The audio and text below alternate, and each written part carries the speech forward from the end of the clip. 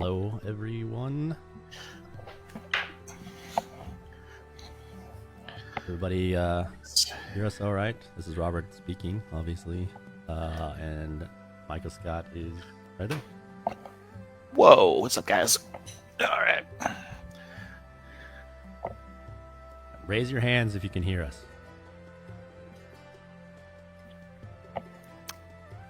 Okay. I raised my hands. It's funny. So I'm watching the live is like a few seconds. Yeah. And so when you said raise your hands, I raised my hands on the thing. Oh, that's perfect timing. It's fucking right.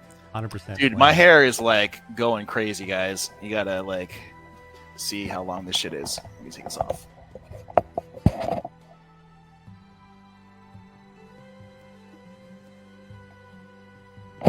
Beautiful.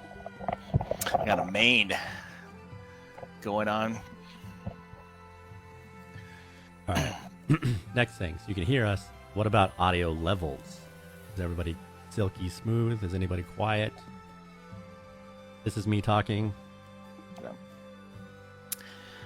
Michael Scott, say something. Yes, hello. Welcome. Hello. Stay a while and listen. Yeah, good callback.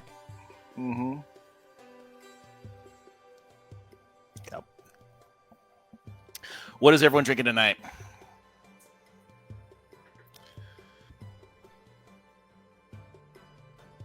All right, audio's good. I'm a little quiet. All right. I'll work on that. I'll let Michael Scott do Michael Scott things while I figure that out. Happy Thursday, guys. Does anyone have any fun plans for this holiday weekend? Johnny Walker Blue, George says. That is exactly what I'm drinking too. Morgan and Coke, that's great. Scotch, yes. Jameson, perfect. We get a preview of book 10, yes. At work, water, that's too bad. High cotton whiskey, that sounds delicious. Some pale ale, yep, I love that. Some people drink coffee. Man, I haven't seen RC Cola in a long time. I just don't see it in the stores. Maybe I'm going to the wrong stores. I don't think I've ever even had an RC Cola. Probably have. I was thinking about grabbing a beer to come to, but I was like, well, if I'm drinking some whiskey, I might as well just drink a water with that. You know what I mean? Am I any better now?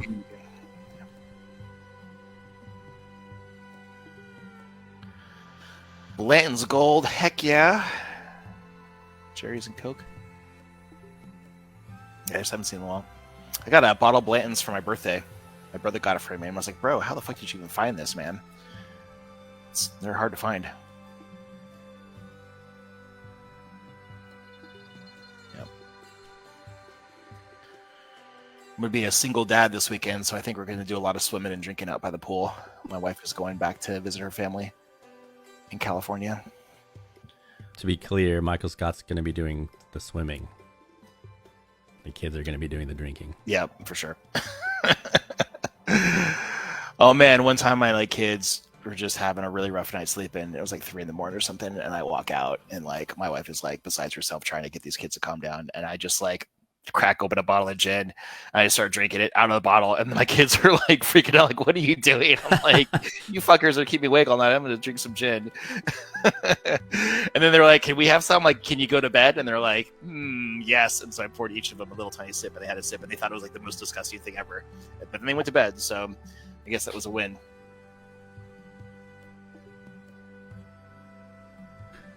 Thanks, James. Yeah. We definitely appreciate you guys showing up right here in the beginning.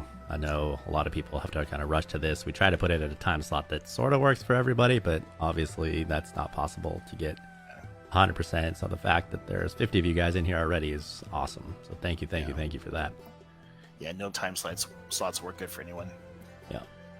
And doubly thank you for getting us to 70K already within just barely over 24 hours. That's kind of insane. This is the fastest we've ever gotten this far on any of our Kickstarters previously. So that's great. It's awesome. Yeah. Thank you guys. Thank you so much. Book 10 is I just finished the latest Space Knight, and I put some words into Tamer today, so it's looking pretty good. The outline's all done. I normally finish the outline like a couple weeks after I finish the previous book. So Tamer 10 is moving right along. Yes. I also, George, end up reading the previous book before I write the next one. But I've got a proofing team that's read the books like so many times, probably more than I have. So like whenever I make a mistake or anything, the proofers are always like, "Hey, in book 3 you said this, but in book 9 you wrote this." I'm like, "Oh, I messed up. I gotta fix it." Chris Blade asked, "I have been wanting to ask what book or author got you into writing." It's really Patrick Rothfuss, but not for a good reason. I've always kind of played a lot of Dungeons and Dragons and Shadowrun and Teenage Mutant Ninja Turtles and Other Strangeness, just a ton of role-playing games when I was growing up. And I read just a ton of books, just so many freaking books. Classic sci-fi and classic fantasy. Pretty much everything I can get my grip a little hands on, but stuff from like the 70s, 80s, 60s, right? A lot of like Paul Anderson, Alan Dean Foster, David Gemmell, like real, like not like the popular guys, but like the B or C guys that just put out a lot of books and always had fantastic worlds. So I used to read a lot of those guys. And when I was in college, my pals and I, we'd play Dungeons and Dragons, or we'd play Shadowrun, or mostly Shadowrun, but like Legends of Five Rings, all that stuff. We play like 3 times a week, and I would almost always jam, and I was just able to come up with the stories really, really quickly. And just we had all these different things going on. I could keep track of things, and my buddies were always like, "Hey, man, you should like write a book. Like you're really good at telling these stories, so you should, get into writing." And I didn't think authors really made any money because like the authors that I kind of knew writing fantasy were all broke, that I knew of.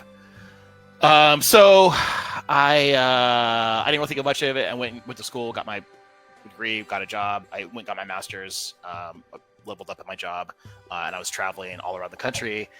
And then I read Name of the Wind by Patrick Rothfuss, and I just thought it was a garbage book. I fucking hated it. Like I was stuck on a plane, so I read it, but everyone was like, "This is the best book. This is so good."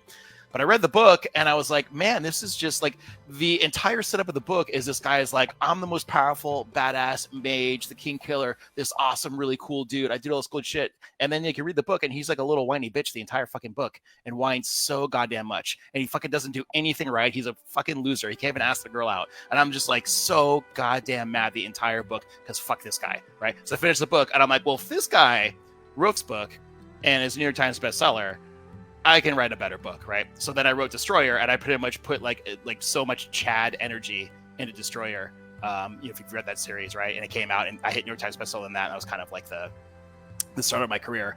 But I was really trying to channel more like David Gemmell and Gene Wolfe type stuff into Destroyer, and the problem is I think Gene Wolfe is like a very acquired taste.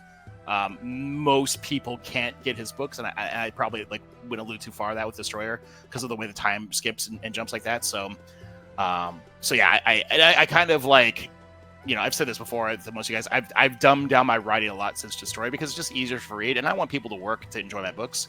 So I'm trying to always think about like, how do I write this like, the easiest for you guys to be entertained, so you have to work for it. Because I think Destroyer, you had to work a little bit to figure out what was really going on. And always appreciate when people say, hey, I've read all your books, but Destroyer is my favorite series. Because I always think, okay, this person probably is a little bit smarter than the average bear if they like Destroyer, because it's just a more complicated book to digest. But it's still got all like the cool kind of tropes that we like or we into. So that's the long answer to, how'd you, what author inspired you? It was Pat Rothfuss, but not because I thought he was good at all. I thought that book fucking sucked, and I thought I could do better. And I haven't, I don't know, at this point in my career, I've probably made more money than Pat Rothfuss, so I can pat myself on the back for that. But maybe I'm not as popular, I think, overall as he is. But I think of the amount of books I've written and the amount of sales I have, I'm probably doing better than him financially. All right, so let me go back to. There's a whole bunch of questions. Yeah. I think one that you definitely should answer, just because there are people asking, and then we can just shove this answer down people's faces later. Not in a bad way, by the way, but Eric was asking why we got rid of MP3s. The ability to download. Yeah. Okay. So we've noticed a bunch of pirate sites have my books on there. They have a lot of different author books in the genre and worldwide authors, but like I would notice my books would come up there like within a minute of them being released on Kickstarter or for sale. And then some of these sites, I won't say the names, would have like comment sections on them where people can comment and they show how many downloads. And I was seeing thousands and thousands of people download The Last Tamer. And I would look at other authors in the genre, like Will Rand or Daniel Shinafin or Eric Fall, Logan Jacobs. Their books would be up there too, but no one was downloading their books. No one was even looking at their books. I'm like, well, fuck, like everyone's just pirating my books. And there was tons of people commenting like, oh, like they got it off to buy this book. Like, I love this series, but I'm not going to give Michael Scott Earl any money, So like, because they don't like me, So all this shit. And I was like, well, it's fucking hurtful, man. Like, and when I first started doing MP3s on BookFunnel, with their audiobooks, the BookFunnel guys were like, hey, if you shouldn't share your books, like you shouldn't allow them to download because they're just going to pirate them. I'm like, no, my fans are going to pirate my books. My fans support me. They're not going to do that. But I know, just really, really pissed me off to see thousands of people download Tamer 9. And we noticed sales of my audiobooks become less and less and less with each book, because people are just pirating the books. So the last couple releases, I haven't let you download the books. Some people haven't even noticed them, but last couple weeks I haven't allowed people to download MP3s. And all those pirate sites that have forums have been like, where's this book? I want this book. I can't get it, right? And people saying, okay, I can't download the MP3s anymore. So they're just like, oh, fine, I'll fucking buy it then, right? So like it's working to an extent. And yeah, someone could just go and hack BookFunnel and figure out how to get the files off it and do it, but no one's done that yet. But like I hope you guys can understand, like I would love to give you guys the MP3s. I think that's like fucking cool that I did that, but like here we are, a bunch of bad apples destroying my career. And I mean, like I'm just a guy that has a family that writes fun books, right? And like it's pretty easy to like just get the file and do what you want. So the fact that these guys would pirate from me is just really fucking shitty, right? And unfortunately, with the way BookFunnel works, is they can't put a tag on the audiobooks, but they can with the ebooks. So people that have pirated my ebooks, I've actually had lawyers go after them, and I've sued a couple people that have gotten my ebooks and shared them on social media platforms or shared them on distributor things. And I've had the FBI show up and come to people's houses and stuff that have pirated the books. Because this is like people that share books, they do this with everyone, right? So it's just bullshit. But if they have an ebook, I can kind of tell if there's an imprint on the ebook that from BookFunnel distributes, that every single copy is watermarked with someone's identity. So I've found 2 people so far that have been kind of consistently sharing my books across pirate platforms. So they're now in process of losing their homes and stuff because I'm suing the shit out of them. And they're, I think one guy's gotten arrested. Not to mention even the people that are just doing it minorly just because they think it's funny or cool. For one instance, when we tell BookFunnel blows up their entire library and kicks them off the platform. Yeah. They don't mess with that stuff either. Yeah, BookFunnel, but it sucks, right? Like because I mean, there's a whole bunch of great customers like you guys that just want to have the MP3s, but like I've lost a significant amount of money. So that just sucks, guys. I'm sorry. I wish I could allow you to download them. And really the arguments I've gotten is like, well, I want to own the stuff, and I get that you want to own the files. It is on BookFunnel. Like you don't really own the Audible when you buy Audibles. You don't, you guess you own the game on Audible. You own the games on Steam when you buy on Steam. If BookFunnel ever goes out of business, then I'm going to be out of business. So I'll just let you guys download shit and then I'll close the doors because like I won't be able to sell books or make a living if BookFunnel's not around. So I'm not really concerned there. But sorry, I've got a frog in my throat. The other kind of complaint I've got is like, well, I don't like the BookFunnel app, or I don't want an extra app on my phone. I'm like, okay, sorry, like that's just the app I've got. I mean, Audible's app kind of sucks too, right? Like, I don't. None of these apps are perfect. If you don't want the app on your phone, you can put it on your phone, listen to it, and then you can just uninstall it until the next time, right? But in my opinion, the BookFunnel app is totally fine. And I'm like trying to keep my phone super clean, but over the years, I'm like, I got a million apps on my phone now that I don't use. I think also for the people that don't like BookFunnel app and have that, I think there's a lot of value in the BookFunnel app itself and the company itself. They're customer first because they're not store first, right? Since they're not acting as a store and they're just delivering, their job is to make the listening experience or the reading experience in that app as good and as clean as it can be. And they want feedback, consistent feedback, so that they know how to improve it. And that's like, it's a small company out of Houston with just 4 people, I think, work there. Just 4. It's like a husband and wife, and they've got 2 assistants, right? So it's not like, but they've done really, really well for themselves. They're a pretty outstanding service in the indie author community. I mean, the other day I bought a book about shooting with the red dots, and I just thought of like, oh, we're gonna mail you the book and we give you the ebook, and then boom, it just popped up on my book funnel library. I was like, oh, that's fucking sweet, you know. Yeah. So it was there. So yeah, okay. So we got to get some other questions here. Yeah, for sure. I hope Tamer 9 will be longer than the other 9. I mean, Tamer 9 was really fucking long. I think that was like 140 or something. I try to keep the books between 120 and 160. Sometimes it just goes like the last Dragon Slayer was stupid long. And the problem with that is the audiobook costs me so much more to record. So that it just makes it difficult to do stuff like that. So when is Baby Nimblefingers gonna start making bullets? I'm probably not gonna be, dude. If I could be writing instead of making bullets, wouldn't you rather me pounding out words than making bullets? Daniel, you asked how many books are planned for the series. Just started. I'd like to do 20. That would be cool. I kind of have a story kind of arc to go to 20. But maybe like I don't know. Everything depends, right? Like the video game could pop off and do really good, and maybe I've got new ideas to do longer, or maybe I want to end it sooner. But I don't know. I'm playing on 20.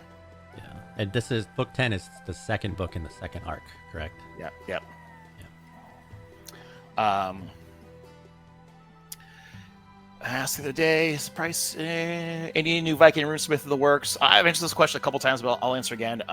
So Chris and Jess have been extremely busy with a ton of awesome stuff. I don't know if I'm allowed to tell you guys what they're working on. They're doing stuff for my video game, but they're also doing they've got a really huge deal with a publisher. They're doing a ton of work for. There's a big author in the indie author community, lit RPG community, that they're recording his whole series for. It's going to be awesome. So they're working on duet narration. So they're doing that. They've just got a lot of stuff they're working on right now. You kind of talk to them like I just wanted to do Tamer this year, and then meanwhile Alex and Marissa are like, hey, do you got any work for us? We would love to do more work for you guys. So they're and they were booked like 2 years ago nonstop, and I was like, I couldn't get a slot with them, right? So I didn't work on Dragon Slayer. I didn't work on Space Knight because they were booked. Like, we can't fit you in. We can fit you in, but it's going to cost you, right? So I was like, well, I don't want to spend twice the rate to just get my spot in. Now it's kind of more out with Chris and Jess. It's like just really expensive to do with them right now. But stuff with audiobooks tend to go in cycles. So probably by the time I'm done with Death Ship and Dragon Slayer, Chris and Jess will have more free time, and then they can work on Monster Empire and Viking Runesmith. And I know a lot of people will be like, well, I don't read the audiobooks, so I don't want, what is this? This doesn't matter to me. But like, I mean, the audiobook customers and fans are awesome people, man. They're like really consistent. I love audio. I didn't really used to like audiobooks, but the more I listen to my own stuff, I really appreciate them, and I appreciate the work that the actors do to make these books sound awesome. And if you aren't normally a person to listen to audiobooks, I've got a bunch of free ones on my website. You should really check them out, because I find that I'll write my books and read them, and I really like them. But then when Chris and Jess or Alex and Marissa perform them, I'm like, man, they just sound so much better, when they do it. And I really appreciate the work and effort they do into it. And I don't want to like work on something and not be able to get the full financial return on it until many years later. So it's really important I get the audiobook out as soon as possible. Has he even finished the series? James, yes. Do you mean Tamer? No, it's 20 books. I don't know if you mean other stuff. The series that I have finished is Lion's Quest is finished at 6 books. Star Justice is finished at, I think it's 14. I think it's 14 books. I think next will be finished will be Space Knight and Dragon Slayer. Possibly Death Ship. I think someone asked about Death Ship stuff. I was going to start working on that. I had the first 2 books re-recorded by actors everywhere. The narrator, Jack. Do you remember Jack's last name, Rob? I don't. Okay, so Jack worked on the first 2 books. I spent time on the phone with him, like making sure that he got Seymour like perfect, and we were really happy with it. I think he did a great job switching between Jay's like Southern accent and how Seymour sounded. But then Jack's had a lot of personal problems. I don't think he's done any work in like a year. So we kind of figured out we're going to re-record it. So we have got the first 2 books re-recorded. Rob and I are going to listen to them. Hopefully they're okay. If so, then we've got another narration team that can work on them, and then we'll get book 3 recorded, and then I'll get 4 done and recorded, and then I'll start working on the series again. Okay, so we've got okay. So the questions are coming in really fast, and then it looks like they moved. So yeah, in Destroyer audiobooks, Tantor owns the right for them. They bought them, I think 5 years ago. It's a 7-year contract from the time that the book was published, the audiobook was published. So I think it's 2025 is when book 4 comes out. And it still makes Tantor a ton of money. And I think because people hear about me and they go on Amazon to find my stuff, and all they see is Destroyer, and so they get that audiobook because none of my other stuff is up on Amazon. So I think it's making them a ton of money. So I messaged them and told them I'm going to take everything out of them, and they kind of threw a fit and they offered me more money. But I was like, no, I don't want it. I want to I want to re-record it with new narrators. Ever met a busty FBI agent? No, my brother-in-law is an FBI agent. He works child crimes, which is probably one of the fucking worst jobs in the world. I can't imagine that. Yeah, just it's awful. It's really rough. But he's, I don't know. I don't think he likes it, but he, he's kind of like, well, someone's got to do it, and like, I could do it. But yeah, that's got to be a shitty job. Yeah, a bunch of people wanted to get the Overlord pledge, but it tends to go pretty quickly. I'm actually surprised it didn't. No one got it for like the first 10 minutes. So how can people not like you? So I think when I got banned from Amazon, a lot of people were like, oh, well, Michael Scott's been stealing money from other authors. That's why Amazon banned him. So there's always, like, you go to any like website or whatever, they're like, Michael Scott's a villain. He's been stealing all this money from Amazon because he was doing clickbots or whatever he was doing. And it's kind of ridiculous. A couple reasons. One, they banned like 40 or 50 authors in waves those months. And it was just, somebody probably spelled my name wrong on the bottom here. I just noticed on the screen. Did I really? Yeah. Mikhail. Oh, sweet. Well, So they were like, well, Michael Scott was stealing this money for authors, right? And like fuck that guy, whatever, right? He was cheating on Amazon. But the thing that's kind of stupid about that whole thing is because I'm not on Amazon anymore, I am costing these other authors like so much more money, right? Like people now are buying my books instead of buying theirs. They're on Audiobook Guild, and they're not on Audible anymore. Because I'm not on Amazon anymore. These guys are, most of these authors are money, and this I can confirm this because like the month I think it's been like 6 years now. 6 years I've been off Amazon, right? I was on Amazon for 2 years. I've been off Amazon for 6 years, and people still want to say I've been stealing from other authors. But that month I got banned. Travis Bagwell, who's a good friend of mine. I think some of you guys probably know his Lit RPG series. Travis Bagwell was like, dude, since you got banned, my sales dropped by like half. Like, I don't know what it was, but like either people stopped reading or you were triggering the algorithms for people to read my books. But like you're gone, and like half my audience just fucking left.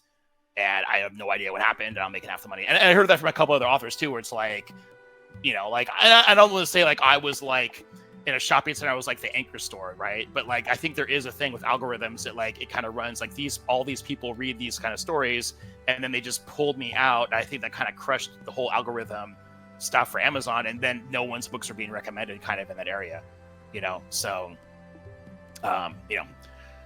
yeah. So, okay, so there's been a whole bunch of more questions. Yeah, totally. So Christopher, I don't know how many hundreds I've spent between you, Vol, and Jacobs from Audiobook Guild. Thank you so much for that. Like Audiobook Guild, the money goes to the authors.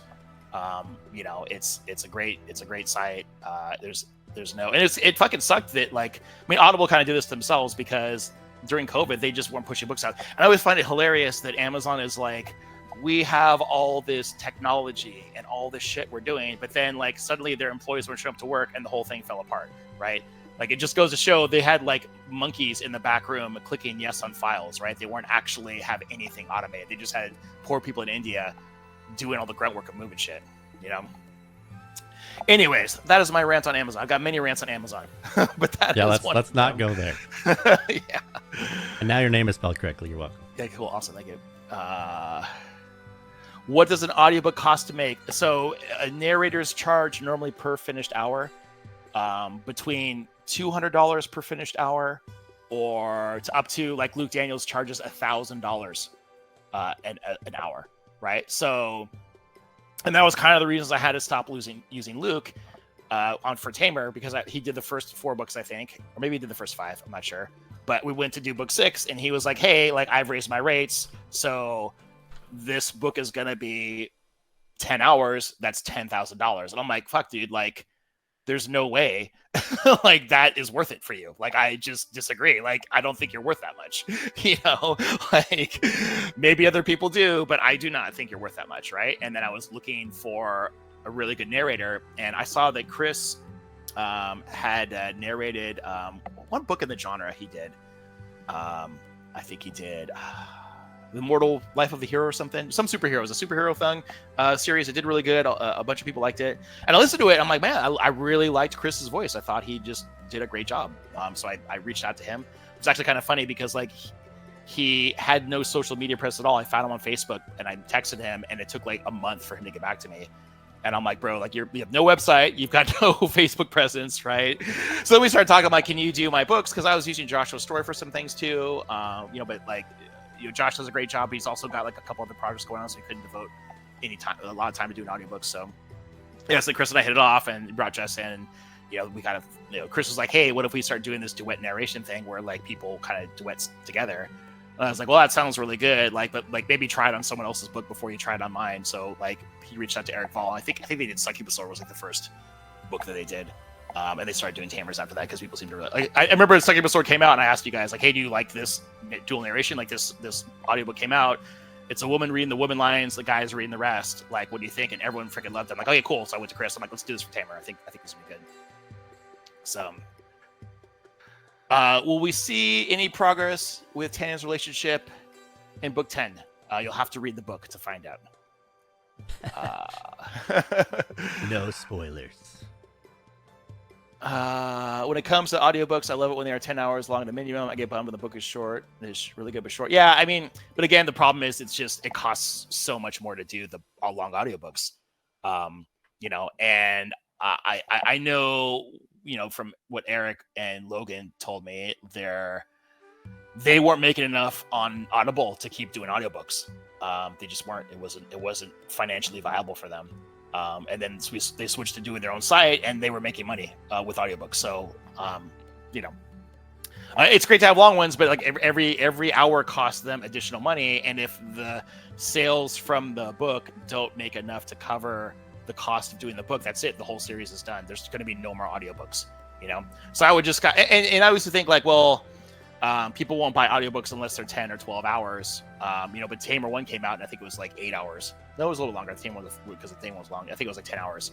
But it sold like crazy. And I've had books that have been 8 hours that have sold really good. So I don't know. I think if just the concept looks fun and the story is good, people will do it. And a lot of these Audible guys, like, you guys listen to the audiobooks like over and over and over and over and over again. Like, you don't just listen to it once. You listen to it like 18 times.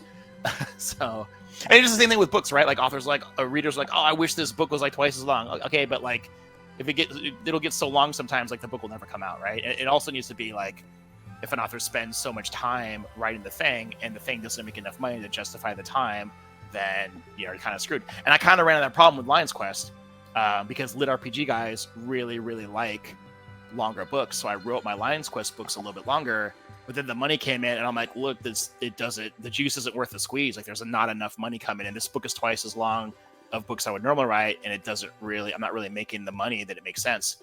Especially, like, shortly after I started writing Star Justice books, and those books were like 80 to 100,000 words, and those books were selling 5 or 6 times more than Lion's Quest. I was like, I could do a Lion's Quest books, or I could do 2 Star Justice books, right? Like, it just didn't really make any sense to do, you know, to do those other series, right? But that, I mean, as an author, that's a really good problem to have. Like, oh, I have all these series that do so well, but I can't do this one because this one makes so much more money. But this one still makes decent money, right? That's I'm very grateful and happy that you guys still buy my stuff.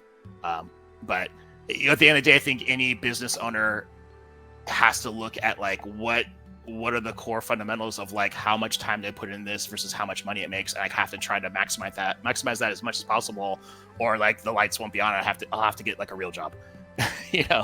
So that's just kind of the extremes. And you guys, I'm sure you guys have had plenty of books that you've read by authors that you love, and they just were like, nope, I didn't make enough money writing books, so I'm not doing it anymore. So yeah, so George, I got a bet with a buddy. They're both pen names, the same person, the writing styles. So Logan Jacobs and Eric Vall, Simon Archer, and Dante King are all guys that have worked with me extensively on their editing. So I work with like 20 different writers that write different books in different genres, and I help them come out with story ideas. I help them outline. I'll do editing passes on their books that they want me to service the different indie authors. And so a lot of those people end up having similar writing styles to me because I'm telling them how to write. I'm teaching them how to write, especially because I can write really fast. I teach people how to write really fast too. Those guys don't want to deal with a lot of artist stuff. I'm really good at dealing with artists, and I've got a art designer as one of my assistants, so we work on to help them with the covers too. You also may notice that their websites look similar. That's because I built them all. Yep. Okay, so we got updates for Death Ship. I just talked about Death Ship. Okay, so Amanda, you asked. My question is to do with the dinosaurs at some point. I know they're becoming kind of humanized. Do you think Victor will get some mental talk to them where he can hear them in his head? Okay, so yeah, I think you've got Victor's powers getting better, and he's like kind of getting a relationship with the dinosaurs, and they're starting to get a little smarter. I think you guys are picking up on that. His dinosaurs are getting smarter. I've seen some people be like, wow, there's like this, the dinosaurs on the world are getting smarter, and they're working as a team, these enemy dinosaurs, right, with an alpha. But that was in book 2. We had dinosaurs doing that. I think what you guys are kind of mistaking with that thesis is that because Victor's moving around the map a lot more now, he's coming across a lot more deadly dinosaurs or larger alpha packs that are roaming around. But I am like, if you guys care to know, I'm not trying to make the dinosaurs smarter and better and whatever, right, for Victor. He's just, like if you're in a car, if you go to walk, 100 miles, like you're not gonna see as much going past you as if you're in a car. I think that's kind of the way it works, right? Well, if you walk for an hour in one direction, you're not going to see as many cars or passengers if you drive an hour in one direction, right? So I think we go from like a very small map that was in books 1 through 5, right? And then 6, it gets a little bigger, and now it's got a little bigger with 9, right? Where he's just traveling for 4 days away from the base. You're seeing just a lot more of the world and a lot more packs. There's more opportunity for them to stumble across other enemies.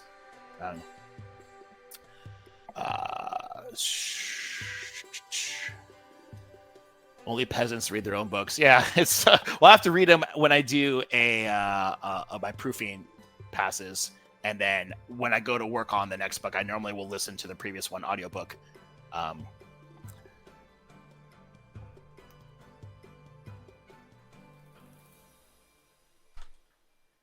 We'll go through some of these. Any more Hell High? Like, I would love to do more Hell High and Rock God. There is I mean, those are fun stories. I love writing them, but like, again, I gotta just think financially. Like, they just didn't really make any money. Hell High especially is kind of hard to write because like I gotta come up with all the comedy. And I read those books, like I've looked at them, or I kind of looked at past times, like, dude, I was like on fire writing some of the comedic elements in those books. But I also remember sitting around like being like, man, how do I really make this scene funny? And like kind of agonizing over it, because I mean I know I do a little bit of comedy in my books, but I would not consider myself a comedian. So having to come up with all that stuff in Hell High was extremely difficult. So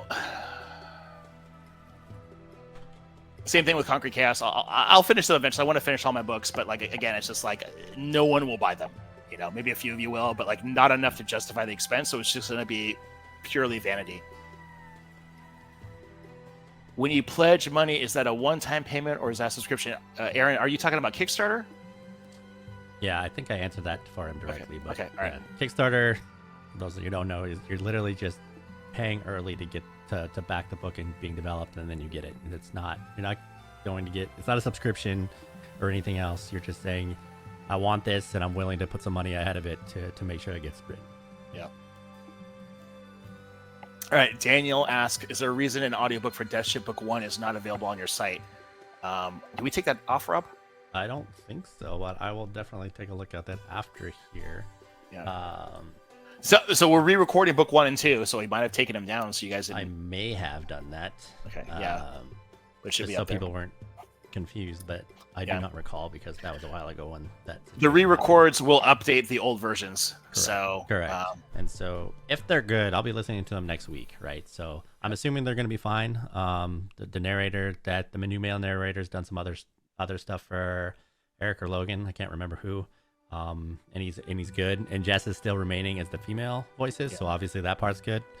So it should be fine. And Michael Scott can rework on 3 and then again start writing the series again, as he said earlier. But Phil asked when they do go and if they are okay and I do replace them, I will send an email out through the store letting people know that it happened and that their book funnel libraries have automatically been updated. Yeah. And it's really annoying to do that. I hate having to re-record with new narrators. But I mean, it's just the fact of the matter. Like I didn't know if Jack was ever going to come back to work. And so like you just and also have the option of like, okay, we should just pick up on book 3 with a new narrator. But that also sucks for you guys, right? You spend money on book 1, you spend money on book 2, book 3, entirely new narrator, right?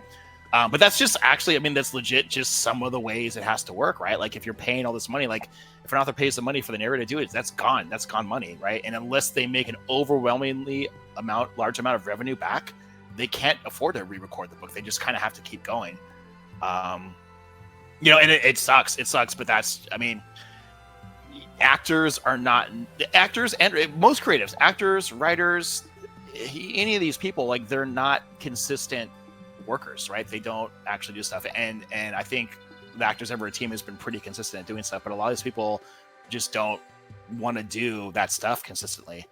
But Jack's got personal problems and stuff that I think were like taking him outside of his stuff. But I mean, there's been just, I've seen so many stories of, narrators having issues or problems or, cocaine addictions. Like there's a huge guy in the genre that was fucking on cocaine, like so bad he had to go to rehab for like 2 years and he couldn't record any books.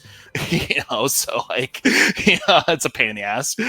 I just want to say if you're out there and you look at the audiobook and there isn't another audiobook that you want, or they change narrators, it is almost never the author's fault. It is the narrator's fault, like 95 times out of 100. Right. So like it's tough. Oh, I remember like what Dakota Kraut. I don't know if you guys heard him. He's a little RPG guy. Cool dude. He had this whole series recorded with this one narrator, and the narrator was like quintupled his price when the series got popular. And like Dakota was like, well, the fuck do? I can't, like, if I do that, like I'm gonna lose money on this book. I can't do it. And the guy was like, I don't care, like this is my new rate now because your series is so popular, right? So Dakota had to basically stop and like record the series, and he recorded the first books. He just recorded, like, from that point on, new narrator recorded, and the fans got so fucking mad, right? They got so mad, right? The new narrator on these books, right? And like Dakota was too classy to tell people the narrator fucked me, but I was not classy enough, and I told people like his narrator fucked him, right? Like his narrator absolutely fucking bent him over the table and tried to fuck him. Dakota's a really nice guy. He will not say anything negative about this dude, but I will fucking tell everyone this guy's a piece of shit. And he fucked up all the fans because he decided he was gonna milk Dakota, right? So that's bullshit, right?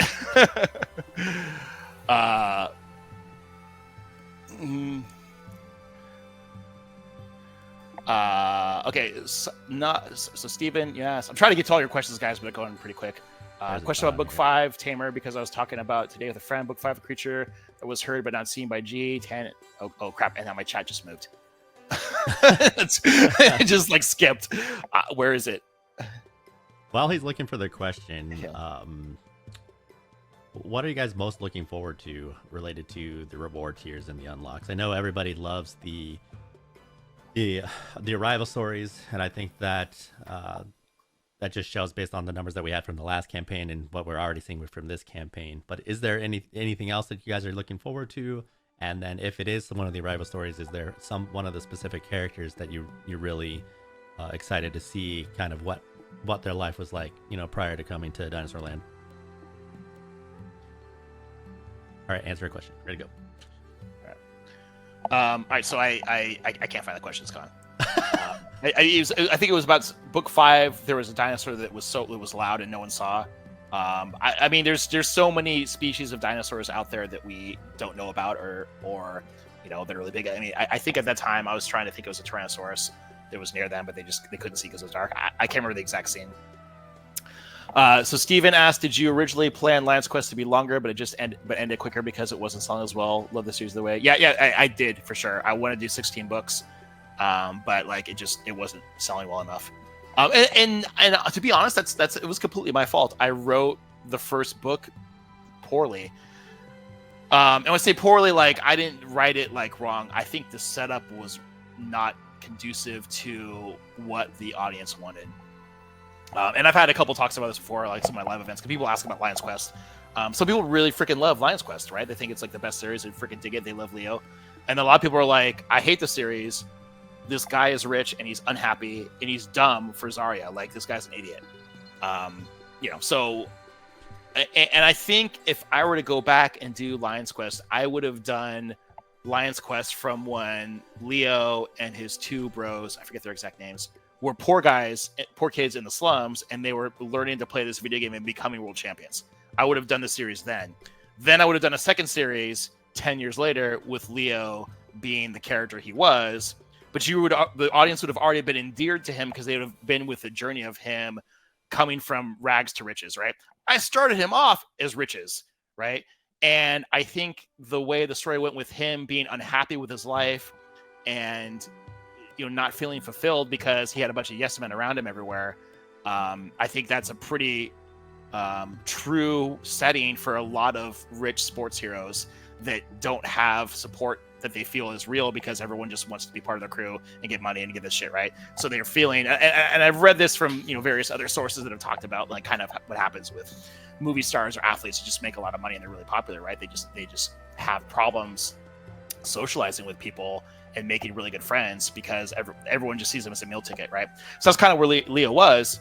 And then the thing with Zarya, like I've always just kind of rolled my eyes at that because, like, I mean, through history, men have done colossally stupid shit for beautiful women, So for dudes to be like, I would never ever let Zarya do this to me, like I would just not even work with her. I would not even bother with like I knew she's up to something, right? I'm like, yeah, okay, dude, yeah, sure, right? Like, Johnny Depp is like one of the richest, most successful actors in the world, and look what Amber Heard did to him, right? And lots of guys would let Amber Heard do that to them, right? So like, it's not, men are almost entirely powerless against beautiful women. We just are. We're fucking idiots, right? Like, that is our kryptonite, is beautiful women. Like, they just and you all no, not me, not this guy. I'm not like, unless you're fucking gay, a beautiful woman can pretty much do whatever she wants to you, right? And you will be manipulated by her. That's just the way it is, right? So like that's the real of it. But I think sometimes people don't want real stories. They want to be able to self-insert, right? So I think it made it difficult for people to self-insert as Leo. Made it difficult for them to trust Zarya because of like the hints that were in the book, So I think so. I did that myself, right? And I would not do that anymore. Writing a book now, I would not make that kind of setup so difficult for readers to get over.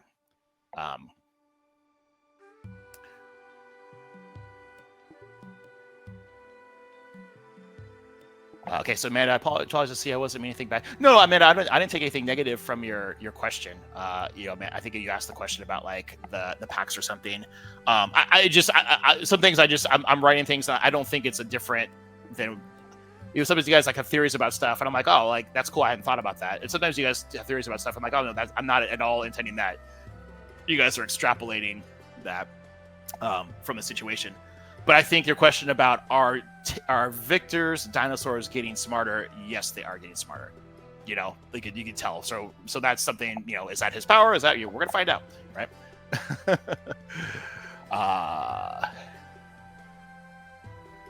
I don't know if anyone has asked, but does your wife read your book? So my wife read all of my Destroyer stuff, and she edited them.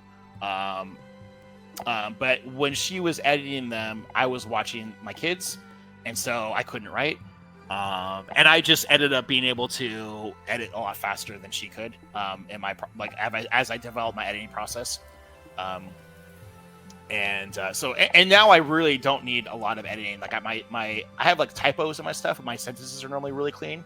I haven't done I used to do a Twitch stream. I think I did that like many years ago. I should do another one. But I remember people jumping in my Twitch stream who didn't even know who I was, and they're like, "Oh my god, how are you writing that quickly?" Well, that consistently that quickly. And people say, "Well, it's not quick." It's like, but the sentence comes out and it's like perfectly well written, and the paragraph comes out and it's perfectly well written. I'm not like typing like a million words a minute. I'm just typing stuff that just you read it and it's like, oh, that's a really fine written paragraph. So I almost never need a line editor. I think maybe an entire book, my editor will say like one sentence is a little weird, and he'll want me to tweak it, right, of the entire book that I'll write. But other than that, he'll just correct typos that I make, because I'm pretty bad at seeing my own typos. And then I think someone asked, like, how often do you write? I tend to write at least like 2 hours every day. Hopefully I can do like 6 or 7. Do you take ideas from readers? Yeah, all the time. When you guys are saying stuff in the Facebook group or whatever, or if you email me, I get all those. I'm like, oh, that's a cool idea. The Overlord person, like, I think, I forget who, I'll find out the name hopefully at the end of the thing, but someone got the Overlord. Every Overlord person I've had that spent $1,000 to like jump on a call with me and my editor to go over the book, like, they've had tons of awesome ideas. I've used like a lot of them. Some guys are just like, I don't really have any ideas. I just like want to be on the call and like listen to you talk with my editor for this series. His name is Daniel. Go through it with Daniel, like what you guys are gonna talk about, and go through it. He's just there, and then like being able to read it sooner. But I've had a couple guys that are like, no, can we do this? Can we do that thing? I've got an idea for this, and I try to do all the stuff I can, because I think it's cool too. One of the first guys I did it with, he really loved Jinx, and he's like, can you just have like this cool scene with like, it's like, I just want Jinx to be in the story more. And that's what I thought about the scene with Jinx and Victor down in the well when they were leaving the fort. I was like, how do I give Jinx a lot more screen time? And I thought of that idea. I'm like, oh, that's gonna be so much fucking fun, right? And then every book I'm like, well, this guy gave me $1,000 3 books ago, but like, I know he loves Jinx, so let me try to squeeze a little more Jinx in the story, right? And try to make it cool, right? And someone, we had someone that really loved Trell, like just all the Trell scenes love it. I love writing Trell scenes anyway, so that's not enough to add, but you do for sure get an impact in the story if you're sitting there talking to me, because you tell me like, I love this stuff, or something. Yeah, so whatever. And a lot of guys said like, hey, I want more base building stuff. I didn't get enough of it in 8 and 9, so I have like 3 chapters outlined with some crazy, ADHD, like whatever you guys like, deep into the autism fort building stuff we're going to be doing in this book, right? I'm like, got a lot of plans set up. I've got maps drawn. Like, there's going to be some hardcore fort building porn in this book for you guys, because I know you guys wanted it a lot. So people confirming that Death Ship 1 is not on audio on my website, Rob. Yeah, I fixed it. It's good now. Okay. I think occasionally, guys, the system that we use in the back end, Shopify, just likes to change things, and sometimes when they change things, they break other things, and that was one of those situations. So I appreciate it when people find those things, and even if it's just like, why can't I buy this? A lot of times they'll be like, well, you're supposed to be able to buy this, and I'll go back through the logs, and it'll just correspond with some update that they did and break shit. So thank you. It's good now. Again, it is going to get replaced soon. So if you buy it now, you're going to get it's going to sound a lot different in potentially next week. So, or you can buy it and listen to the original ones. Or I mean, these aren't the original more, because Daniel's did the original. But if you listen to Jack's version, you can listen to this new one. Yeah. So there's a lot of questions about the patches in the chat. We'll do patches, I think, probably for Tamer 11. We didn't have that many sold in Tamer 9, right, Rob? I mean, it was more than we expected, but it's one of those things. It's a lot of effort from our design team, and so I love the fact that I'm seeing people raise their hands, and there's other people in here that saying, "What? There were patches, right?" So obviously, there's people that are sad that they missed the patches from last time, and people that would have probably bought patches again this time. So. We were talking about it yesterday, I think, where you were talking about wanting to do, or maybe it was something you wrote that I read earlier. Yeah, I want to do, so I've got these like gun cases. Let me show them. Pull them over here. So I've got these like like I keep my guns in these little bags, and it's got like a Velcro right here. So like, so when I go to the range, I have these guys and I put them in a bigger range bag. So yeah, it would be cool to get like a patch. Yeah. This size. How big is this guy? Yeah. Maybe like a square 1x1 now instead. It's a rectangle. It's like 5.5 by 4. Okay. Inches. So yeah. Yeah. You guys want to see the new gun I got? I don't think you can't do that on Facebook. Oh, we can't do it on Facebook. Fuck it. Goddamn Zuckerberg. Saved. Saved. Can I do it? I could do it on YouTube, right? If you're doing YouTube Stop live. giving me a heart attack. Or can we not? Or can we not do it on YouTube? You can't do anything live with a weapon. Oh, that's bullshit. All right, whatever. Yeah. Mm-hmm. Okay. All right. Well, that's too bad. We'll just, what about with BB guns or pellet guns? Not anything. No. Okay. All right. All right. Said it before, but I want the girl from the first book to see what she's missing out on. We need the snake back. Yeah. I hear that all the time, right? Like all the time. I'm like, it's so interesting. Because I would have been like, fuck that. But like, I have thought of a single girl from high school. We need to make that I want to meet again. We need even to make though that I'm like the 250K stretch goal to do the what happened. 2 stories. Oh, that would be an awesome, like a de-arrival story for Lacey, right? Like, like you're coming back and like, where the fuck did Victor go? And she's all ready to like hang out with him the day, and like so these people can goes closure, out and there's man. like there's a truck just sitting there and no Victor. She's like, what the fuck happened, right? Like, those girls would be so confused. Like, what the hell? Yeah. Maybe that's actually something, when we're talking about you doing another writing stream. Maybe that's the story. But that would be it, right? Like, there's no like. I know, but then it's over. Done. Yep, that's it. That would be like put the story on the side for free just so people can have closure. Oh my gosh. Yep. All right. I'm sorry. I'm going through these questions. I get all of the girls are aliens, but will there be any human women in the future of Tamer? Probably not. I mean, I can't say like for sure, but I mean, the whole idea is it's someone from each world that's the most powerful person on that world, in their power. What if it was a snake instead of Victor? I'm 45. My mom loves Star Justin Tamer. She has watched this live with us. Hey, thanks, Mom. Glad you love it. My mom does not like my books. One time my mom's like, so I started reading Destroyer and I stopped reading it. And I'm like, yep, that's okay. But my mom, like, man, it was an uphill battle to try to even go to my friends' houses to play Dungeons & Dragons. Because she thought it was like satanic and my parents aren't even like really, Christians, right? Like every once in a while go to church, but they don't pray every day. They don't read the Bible. They just were like, well, this just seems satanic. What good could come out of 5 nerdy boys hanging around a table eating pizza and rolling dice? Like, come on. So yeah, she would be like, it would be at my friend's house that we play, and he lived like 4 or 5 miles away. And she'd be like, if you want to go, I'm not driving you, and I'm not going to give you any money for food. So I would like walk over there or get a ride from someone else's mom and like walk to this thing and play Dungeons & Dragons, and like someone would give me like food, like they pay for me, So yeah, it's so funny too because I've made fun of my mom so much. I'm like, you never wanted me to play Dungeons & Dragons. You fought me so fucking hard, and I have an entire career based off me, playing these goddamn games, right? So she has apologized many times for stifling my creativity. Have been Tamer only so far, but I'm starting to explore other books. Thank you so much. I think you'll like my other series too. Future stretch goals for future Kickstarters. IQ cards for deceased characters. That might be fun. Mm-hmm. We've talked about making cards in general. Mm-hmm. Again, that's a lot of art, a lot of effort. I wanted to actually do collector's decks, and we actually even have like a task in one of our little things on how we manage stuff internally. We've got a lot of ideas that mostly will never see the light of day just because of effort and value. if you guys bought more merch in the store, no, I'm just kidding. Everyone asks for merchandise and no one buys it. I mean, rightfully so. You guys are here because of the stories, right? Yeah. And so that's the reason that we started the Arrival stories last time, anyways, because it's like, all right, what are these?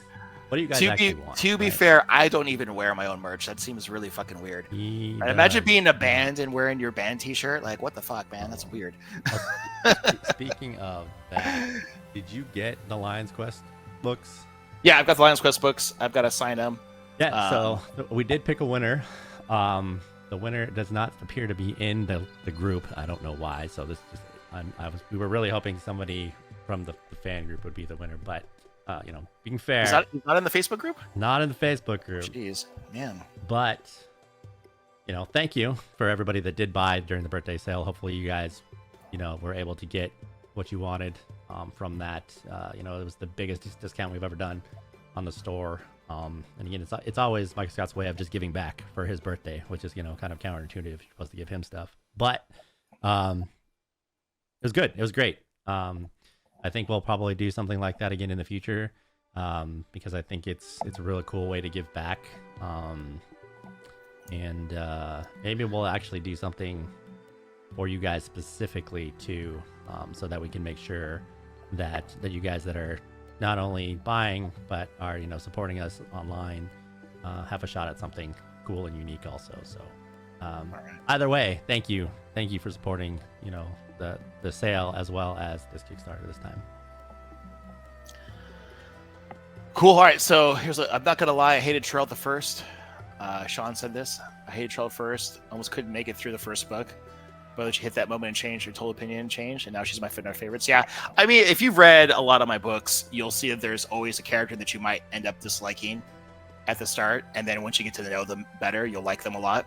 I think every single one of my series has a character like that you probably won't like from the beginning, but then towards the end of the book, you'll be like, oh, this is one of my favorite characters. That's just something I do. I don't know why I do it, but I do it. I think Star Justice, we had a lot of characters like that. Cornalic in Lion's Quest is like everyone's fucking favorite character, but like they hated him. They hated him at first. Thing with Alluri, I like fuck this dumb elf bitch. Oh my god, I got so many angry emails about Alluri in Lion's Quest, and at the end of the series, everyone's like, "Oh my god, I love Alluri. She's the best." Yeah. I want to see your new toy. Can you post a Discord? Yeah, I'll put some gun. Oh wait, can I do gun? Yeah, we got a channel in Discord, so I can post the guns in Discord. Yeah. What guitar models do you have behind you? I have a. I'm more of a bass player. Oh, can I get over here? Uh-oh. I have a Verax guitar. This is kind of cool. It's got a little computer chip in there. It's a whole computer system, and it's got a kind of a digital plug in here, and I can basically, like with these settings, I can detune it or add effects to it, and then it comes out of the auxiliary cable. It's got little tabs here. I can change all the sounds and stuff. It's got like 300 different settings, and I really got this because I do a lot of Rocksmith on the on Steam, and sometimes you'll play a song and it'll be like, okay, it's drop E or it's E flat. So you've got to for a guitar, especially if you've got a floating bridge, you need like a whole different guitar to do that. So I have that, and then I've got this guy is a Schecter, I think that's how you pronounce them, orange. This also has a hex bridge right here, magnetic. So I can plug this into. I've got a modification pedal, so this reads just the vibrations of the strings. I plug this into the hex bridge. I've got a detuner pedal that can actually change all the tuning. So both these guitars, I can, through different methods, I can retune the strings. And then I've got, I'm mostly a bass player. This is a Nordy bass. Nordstrom makes like the best pickups in the bass industry. 5-string fretted. I love this bass. It's really, really great. And then I have same one made by him that is a fretless. It's got a coil fingerboard. This one's really great. And then I've got this one's pretty cool. It's like weighs like 12 pounds. It's got a Dark Star pickup. This thing sounds like lightning fucking a mountain. This thing is so dark and mean and awful. And I think I got this thing tuned drop D for metal. So the E string is a D instead of an E. It's brutal. It sounds great. And then it's a fretless with the nylon strings. I've got it's full. It's like an awesome spalted maple. And then it's got the design. It sounds almost like an upright bass. It sounds really good. And this is the bass I've had the longest. This is a Yamaha. It's like a wannabe P bass. It's got really good pickups on it. I've had this thing for, I don't know, 20, 22 years. I love this. I play this all the time. And then probably the most expensive bass out of the bunch is this 59 Fender Precision bass. This thing is amazing. It sounds so good. I don't know if you could see it was like burned or something when it was, yeah. So this is this guy, Kerry Nordstrom, that made these basses, had this in his studio.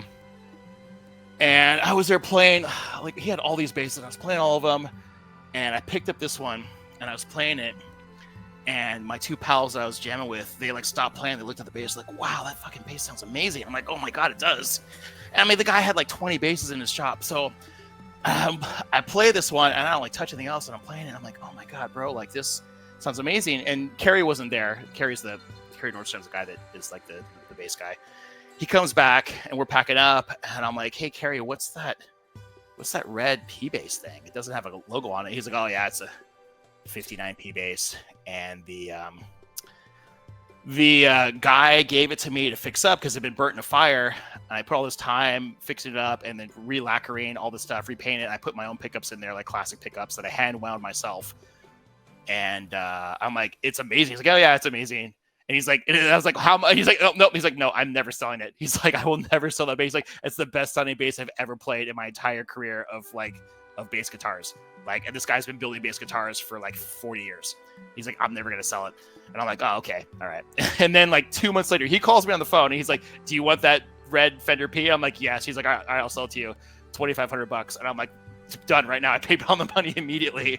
And I was like, that thing is, it's so freaking beautiful. I mean, I play the Yamaha a lot too, but like that Fender one is just amazing.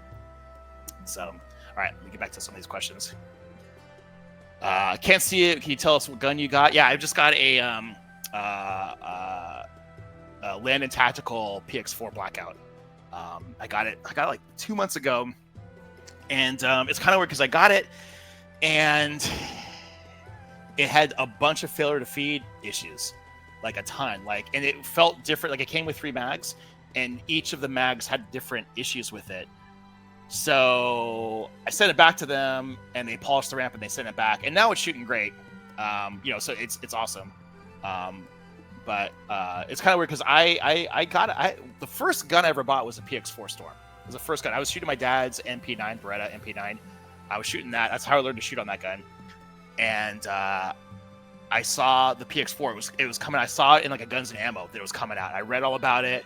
I was like, man, like the internet was still kind of new back then. It was like 2003 or something. So the internet was kind of new. Reading all about the PX4, right? So I'm like, oh God, rotating barrel. Oh, and most people think it looks ugly, but I thought it looked so sexy. I'm like, okay, this is the gun. I love this gun.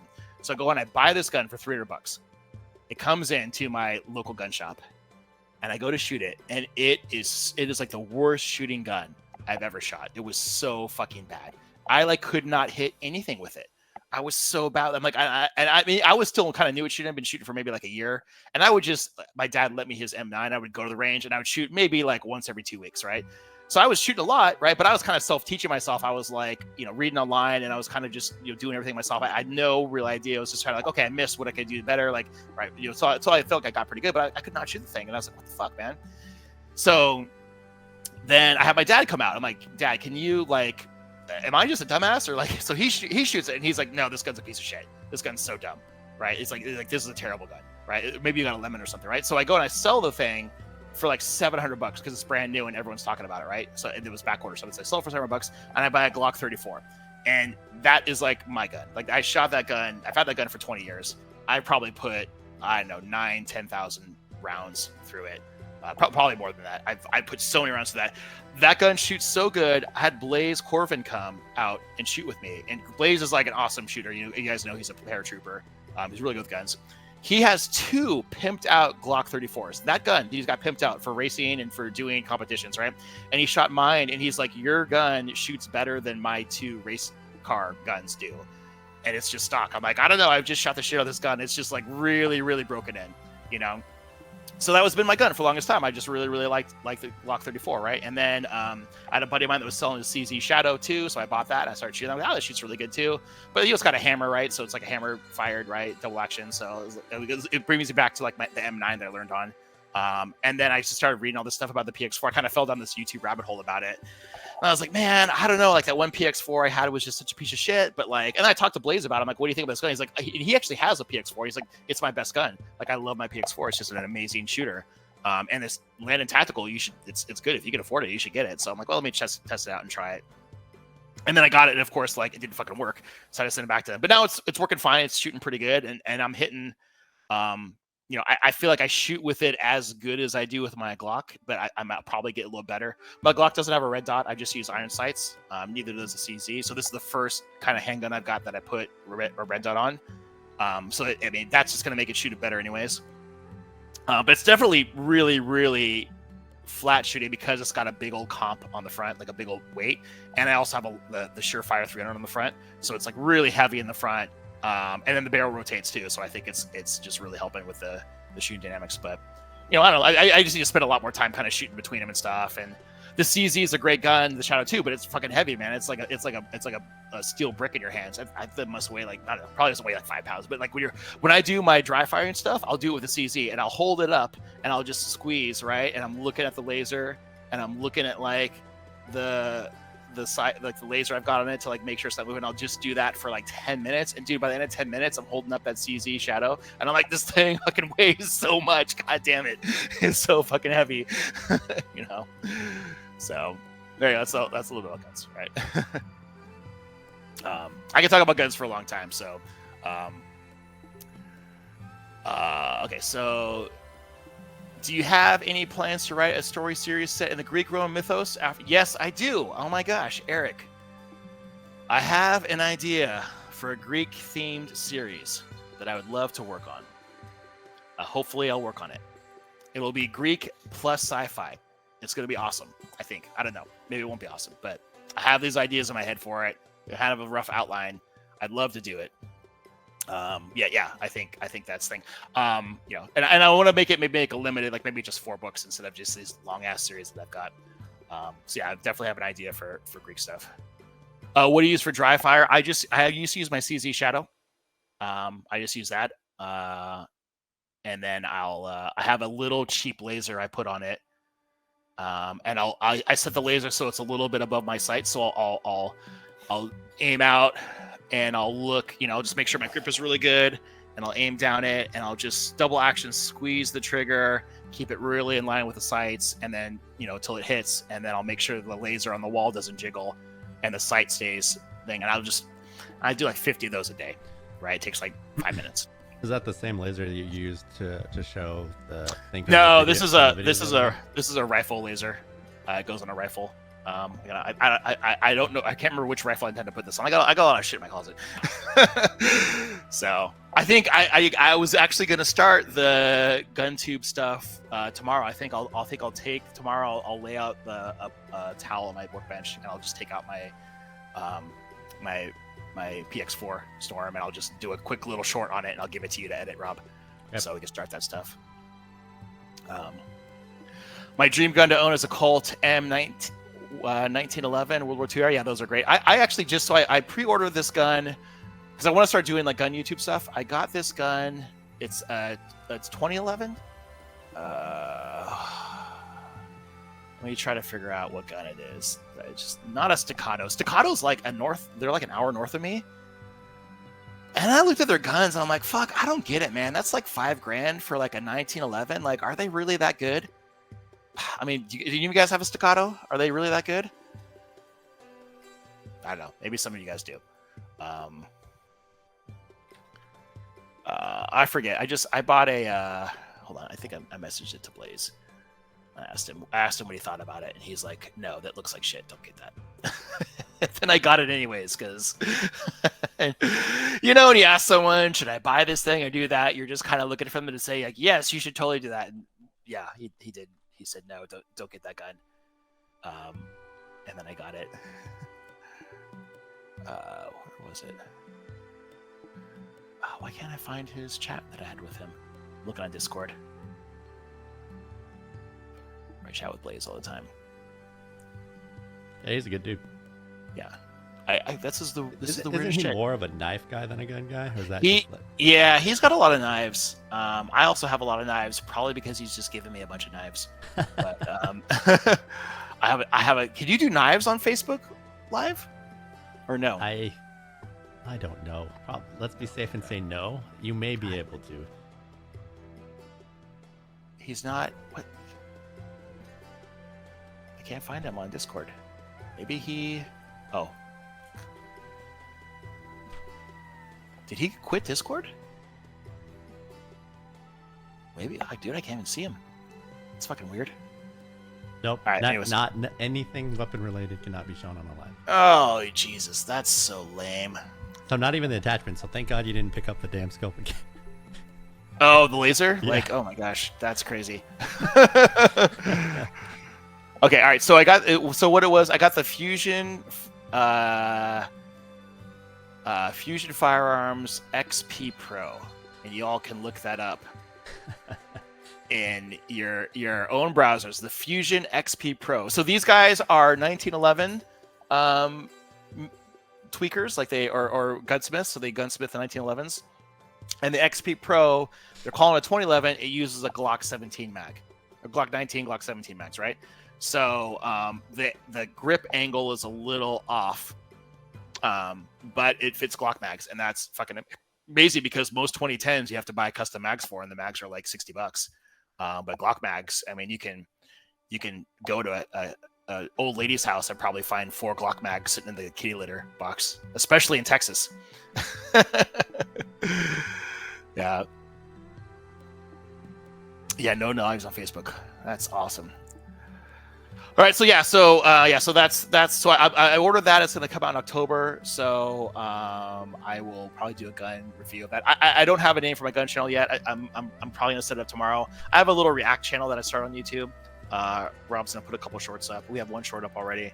I did a Facebook Live last Friday. Rob took a bunch of content for us, so I'm going to, we're going to do more shorts for that. So if you guys want videos or things for me to react to, send those to me. And the reason why I'm doing this stuff is because TikTok is really, really big for women authors. But I don't think a lot of men are there. But there are men that are watching YouTube and Instagram for gun stuff and just react videos. So I thought, like, hey, I can't really. I mean, I'm going to try to do some TikTok stuff, but I don't think the market's there. I think most guys are on TikTok, but I think a lot of you guys are looking at gun and knife stuff on YouTube. So I could be there. Yeah, I love Walters. My neighbor's got a Walter, and every time I shot a Walter, I've just thought they're excellent guns. Is that a striker fired or is that hammer, Dominic? So Cody, my grandfather has a 4440 Marlin lever action. He loves it. It's awesome. He hunted pigs with it in Central California.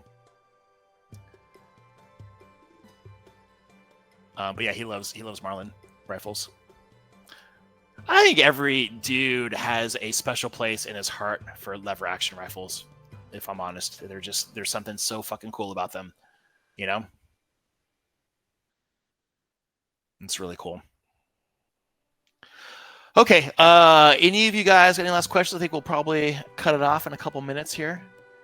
It's been fun hanging out with everyone. But I take my wife to the airport tomorrow. Yeah. Travis, there is going to be bloopers as part of the audiobook for the Kickstarter. The reason that it's not in every book is it's more time, that's more money. Yeah. On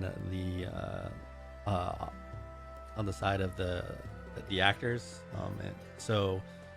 I keep trying to tell Chris that it's just good publicity for him and he should just do it. But, at the end of the day, it is more time, right? So But we do definitely want to make sure that, because I love them too, right?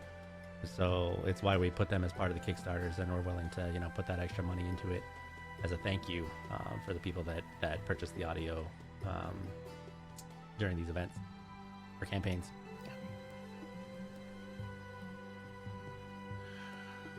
Okay, cool. So is Victor gonna get a new power that he can level up from his new amulet? I don't know if he's gonna level up. He's gonna get better at using it. But I don't think I'm gonna put like a lit RPG like level thing, because he's not gonna see that. I don't think he'll see it through the IQ. Or maybe I'll change my mind. Who knows? Synopsis of the book 10 from Kickstarter. Yes, Victor tames dinosaurs, builds a fort, and has sex with beautiful alien women. You're gonna love it. It's gonna be so good. You're gonna love it. Will there be a rival story for Willock? Yeah, I think I'll do a rival stories for all the dudes that we've lost along the way. Pour one out for our homies, huh? Yeah. We talked about having one this time, but there's still so many of the females that I think people are more interested in. But I think, again, you guys love the stories, so they'll just continue to be part of the campaigns moving forward until we run out of people that could potentially have interesting backstories. No interest in Dragon Con, or just not this year? I don't think I'll ever do a Dragon Con unless they call me up and pay for me to go. I kind of have a little anxiety of being around crowds. I wouldn't say I have like claustrophobia, but like I definitely do not going to dance clubs. I just feel like there's like way too many people for way too small of a space, and all the pictures I've seen about Dragon Con just look really like nerve-wracking for me. There's a lit RPG con that I think Jeff Hayes from Sound Booth Theater is putting on, and he's planning to do it in July in Denver next year. So I kind of hesitantly raised my hand and told him I'll go. I don't know, but then I asked him, like, can I have a table to like sell books or sign books to the fans? And he was saying he didn't really want to do tables. He just wanted to do authors playing board games with their fans. And I'm like, ooh, that's kind of rough, because like I don't want to spend a whole bunch of money flying out there in a hotel room. And I'm willing to hang out with you guys, and that'd be great. But like I kind of got to make it make sense financially, right, for me to leave my family and go not work, go somewhere for a weekend just to party. It's just, I kind of at the point in my life where it's like I get enough partying, doing my stuff. So, and I know it's like the thing that weird, like I just don't get off on fame, or like I appreciate you guys like loving my books, and I appreciate you guys wanting to meet me, but like a lot of these authors just get like stroke their dicks thinking about like, oh my gosh, these guys say they love my books and all this stuff, and I'm like, yeah, I'm just a dude that like writes books. Like I am no different than a plumber or an electrician. I'm glad you guys like my books, use creative powers, but like I don't feel like deserve any sort of like fame. And I don't get off on it. I don't like, I'm gonna go someplace and have my ego stroked. I don't give a fuck, right? Like for me, it's really just about like I write good books, you guys like them, I make money, right? And my goal being like I make money, so like I don't want to go to a convention or whatever unless I can see a real obvious like financial benefit for me doing that. And financial benefit means like I make you guys happy too, right? Like I have something like books there that I can sell you guys that you can sign, or we have something we can do that's like an experience together. But like kind of what they're talking about right now is like we just want to have authors like do Dungeons and Dragons games with fans, and I'm like, dude, I have a lot of fans, and if I'm gonna go there and play a board game with like 2 or 3 people, like that's not fun. For like, what if like 20 people show up, or 30 people, or 40 people show up? What if a couple hundred people show up? What if a couple thousand people show up and they want to meet me and hang out, and like have me sign their book? And I can't do that because I'm like playing a board game. That just seems like not cool to you guys, right? So we're still working out like what are the specifics of the thing, because they just want to have like a party kind of event, hangout thing. And I like want to have a booth where I can like sell books, or you guys can bring a book you already bought and I can sign it, and we can hang out, take a picture, and we can talk for a few minutes, and then I can move on to the next fan. Like I don't want to like, while I'll be fine playing board games with you guys stuff, like I want to make more of an event where I can like, I hope that makes sense financially. I'm not sound like too much of like a mercenary asshole, but like you have to kind of show me the money, right? Like I have to like go and do stuff, right? And I don't get off on, a lot of these authors are just like, oh my God, people said they love my books, and that's all I need. I'll spend all the money to go to all these cons just to meet like 1 or 2 fans and tell me they love my books. Like I could just stay home, So yes, I hope I'm not coming across a dick like that, but that's just kind of like where I'm at. Are you going to add dinosaurs from planets other than Earth? I never thought about that, right? Never thought about that. Maybe. Denver may belong to the Venezuelan gangs by then. Oh my God, let's hope not, brother. I just heard about that fucking this morning. Have you heard about that, Rob? No, what was it? Dude, like, so there's these Venezuelan gangs in Aurora, which is like to the east of Denver, and they're like took over an apartment complex or something. What? And like, yeah, it's like some fucking Judge Dredd shit, man. Like, you know that movie? Like, they took over the whole apartment complex. Ooh, shit. I got a couple of friends live in Denver, and I was texting them like, "What's going on in Aurora?" And they're like, "Yeah, we hear this stuff is going on, but fortunately, we're a few miles from there." But dude, that's some crazy shit, man. What the? Will we ever learn about the aliens responsible for all this? Yes. I hate crowds as well. Yeah, it's just, I don't really mind like crowds or anything. It's just like, I just don't want to be in a closed space with a lot of people. Like, I'm fine being open space. I'm just, whenever I go in a building and there's a bunch of people around, I'm like, where are my exits, right? Like, and I'm always kind of like, I'm never in the center of the group. I'm always like on the outskirts. I'm like, in case something crazy happens and all those people start like stampeding around, I've got like an escape route out of there. And I just do not feel comfortable in those places,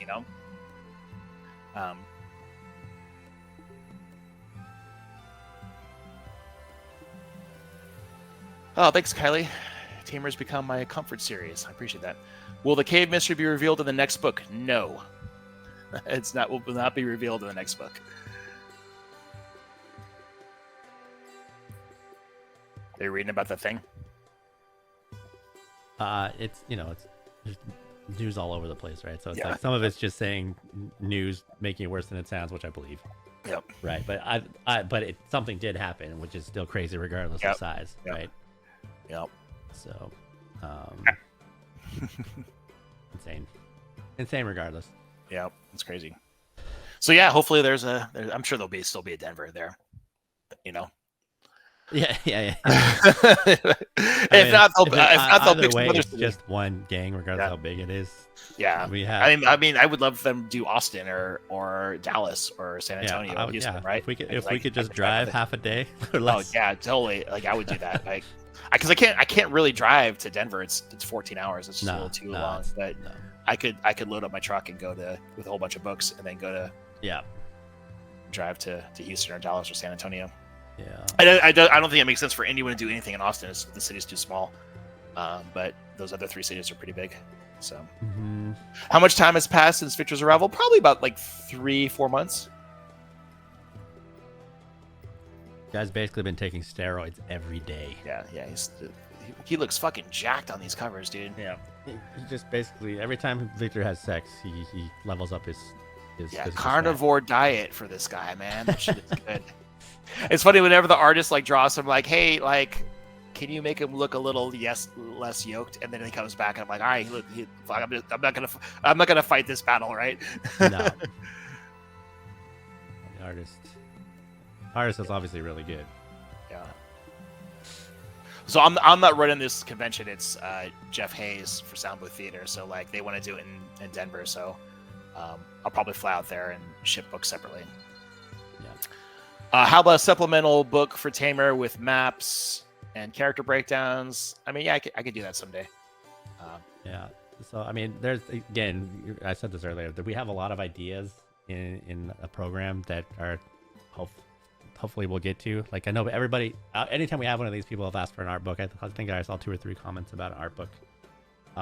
That is one of the things I think we will for sure do, but probably not until the series is complete, because we want it to be a complete thing, right? Yeah. So like if you think about any time Disney or whoever puts out an art book, it's based off of a completed thing, so you kind of get the whole story from a visual perspective. And so that's what we're doing. The money that we are spending on art obviously is for the YouTube series. If you haven't seen the YouTube series, we're going through the first book of Tamer. The first 6 chapters are out. 7 will hopefully be out sometime next month. Chapter 7, and the artist is already working on 8. So right now, chapter 7 is being edited and put together. And so we have a lot of art for that. Someday we potentially will adapt that into some sort of visual comic as well, because the art will already be there, or partially the way there. It's just Time and money, man. Everything is time and money. Yeah. So a couple other questions that we can kind of call it. I mean, the Dallas would be cool. I love Dallas. Carnivore diet works. Fixed my wife's arthritis, and I've lost a ton of weight. Yeah. So my wife actually has had crazy bad eczema on her hands, like so bad it was bleeding. And we went to all these doctors and tried all these scans and all this stuff, and no one could figure out what's wrong with her. So she tried carnivore diet, and because we have a friend of ours who has serious diabetes health problems, and she went on carnivore diet, and she looks like 10 years younger.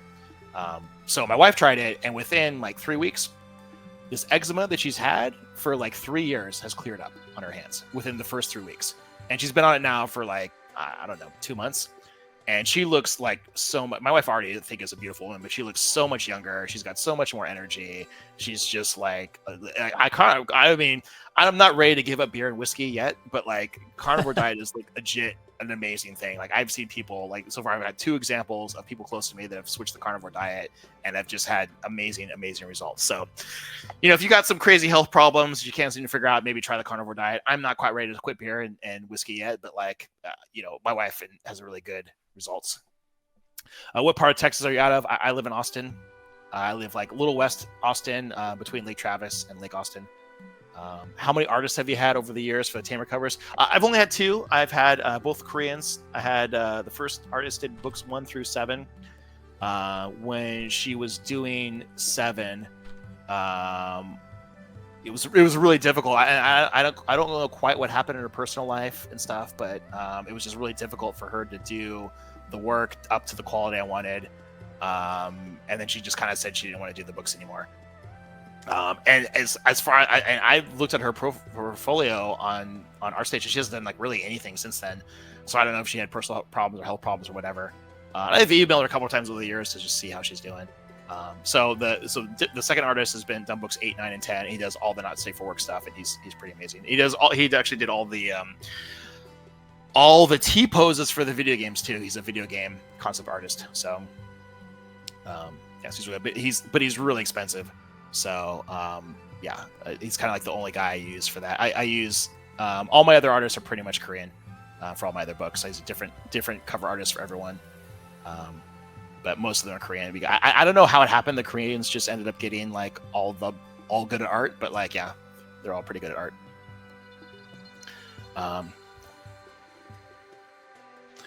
Can I pledge more on Kickstarter? I think you can. I mean, you can do that, or you can support me on Patreon. That helps me do the visual audiobook. You can support the Ride the Line Studios, which is making the game.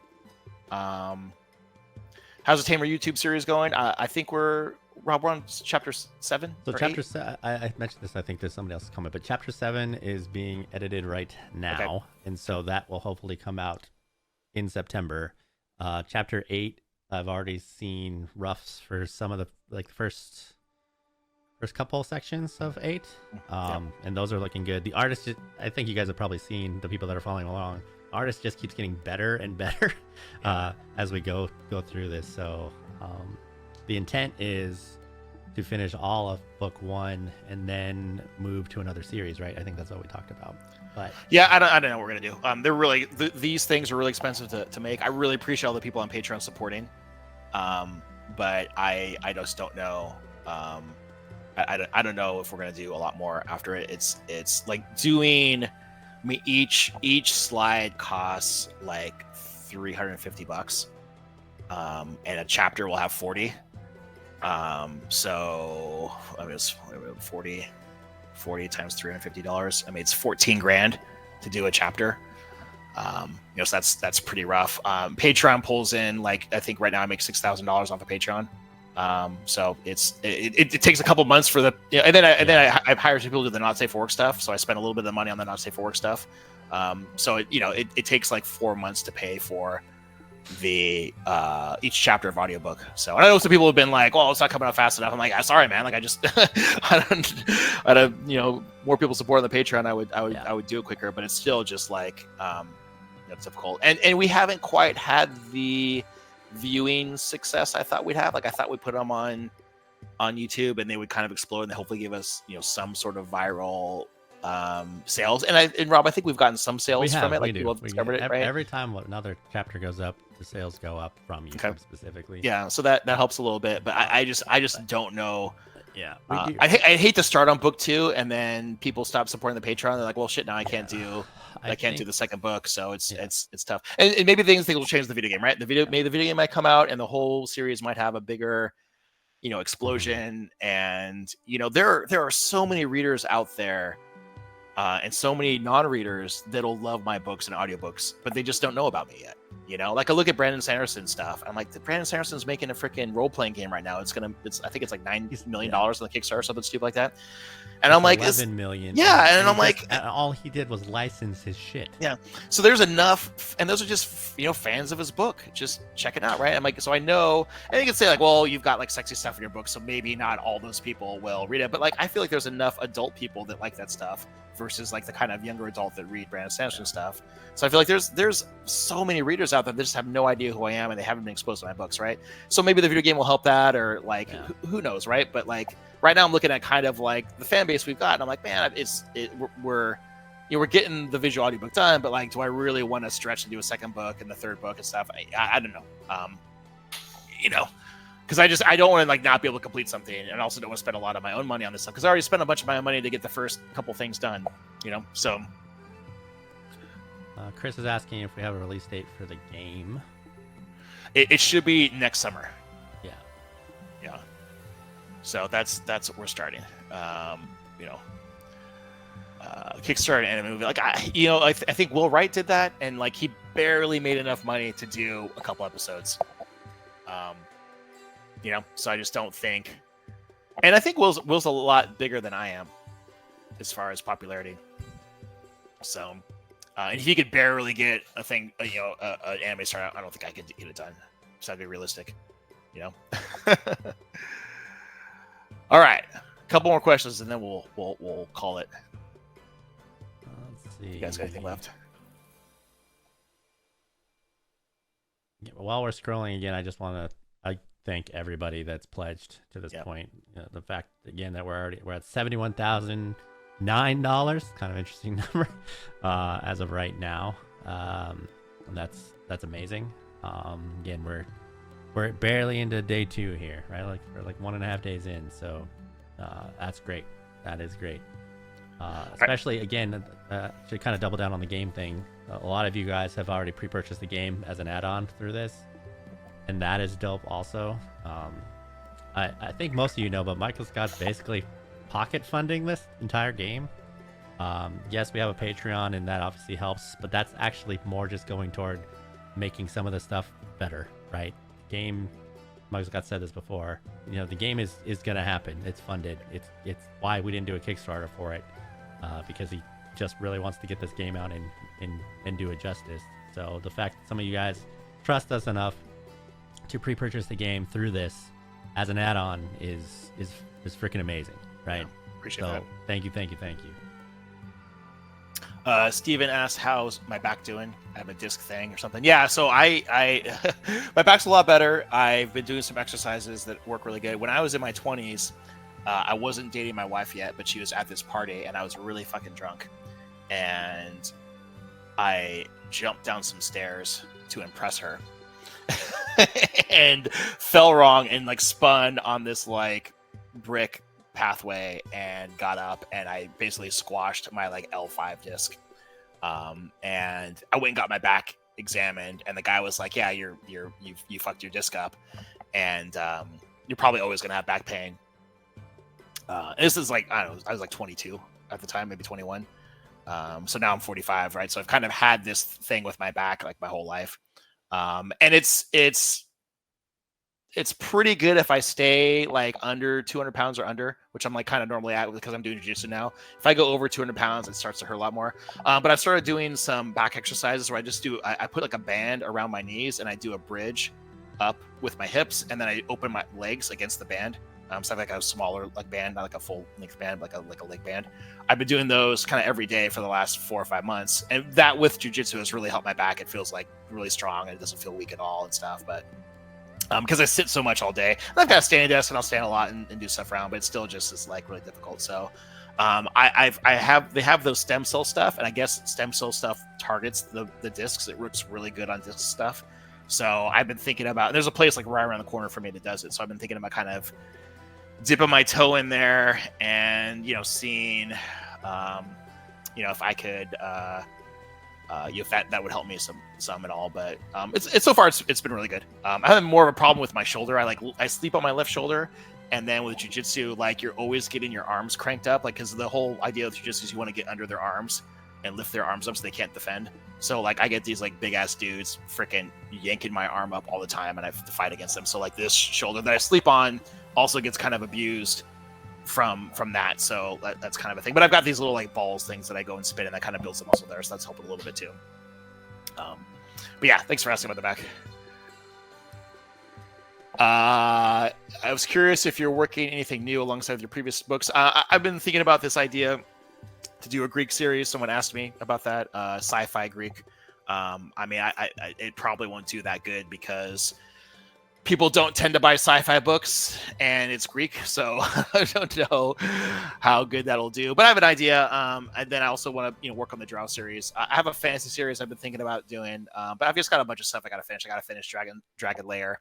I got to finish Death Ship. I got to finish Space Knight. And I would put some books up by Cameron Smith and Monster Empire. I like to really get some of these stuff done. But I do have some new stuff that I've got that I want to work on. Yeah, so for the game, is there going to be an option to not have the adult stuff? Yeah, there will be an option to turn off the sex scenes. And it's like a streamer mode. There'll be that. So you can turn that off for streamers or for people. Now, it's still going to be 18 years or older, so like you're not going to be able to buy it if you aren't set, if your Steam account isn't set for adult content. So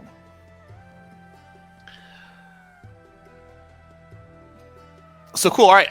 I think that's probably all for the questions. I only thought we'd do like an hour, but these things always tend to go a little bit longer than we think they do. So, anything else we should talk about, Rob? No, just I think some last thank yous from you, and then cool. Yeah. Cool, guys. Thank you so much for coming. Thank you for supporting the Kickstarter. I really appreciate it. And we might do another one of these. Maybe we have like a reading or something, or I don't know if I get Jess and Chris to read a chapter, but hopefully I can get that done. I mean, like I said, they're super, super busy just this time of the year. But I'll do my best to get what I can get done for you guys. I'll probably have a sample first couple chapters up pretty soon. So love you all. Thank you so much. We'll talk to you later. Bye.